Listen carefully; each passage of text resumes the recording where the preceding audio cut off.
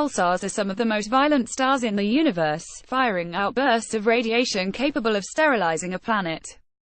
But a study has claimed that it might be possible for habitable planets to orbit these dangerous stars.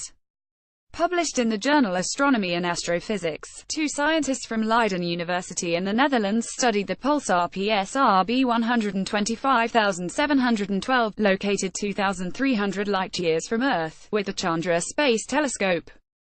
Of the 5 known pulsar planets, 3 orbit this pulsar, and they were the first exoplanets ever found more than 2 decades ago. Pulsars are rapidly rotating neutron stars, the remaining cores of larger stars after they go supernova. They can rotate at up to several thousand times per second, and as such blast out deadly gamma rays and X-rays, among other particles. These conditions certainly don't look hospitable to life as we know it.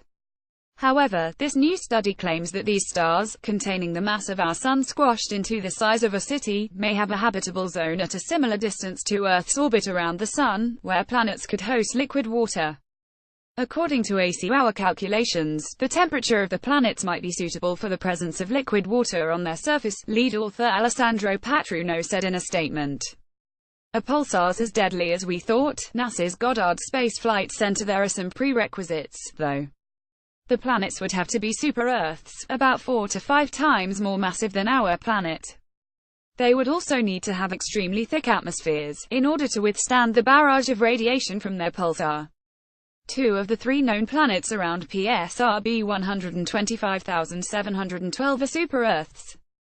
It's not known if they have the right atmospheres to support life, but it seems there is a surprising possibility.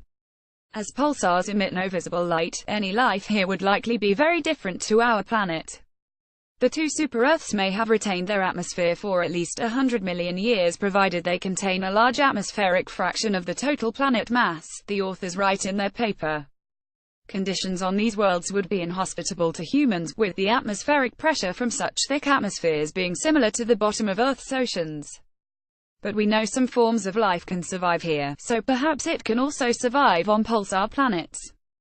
These planets also have the potential to be wateric. Any planet that formed from the disk of debris from the supernova could have access to an abundance of oxygen. If they're in the habitable zone, temperatures could be just right for liquid water. At the moment there is no way to directly see the atmospheres of these 2 super-Earth planets, Patruno told IFL Science. However, there might be some indirect methods to determine whether they do have indeed a thick atmosphere. One possibility would be to use the X-rays coming from the pulsar. There are an estimated 1 million neutron stars in our 200,000 of which are pulsars. Perhaps worlds orbiting these seemingly inhospitable stars will be intriguing targets to search for life.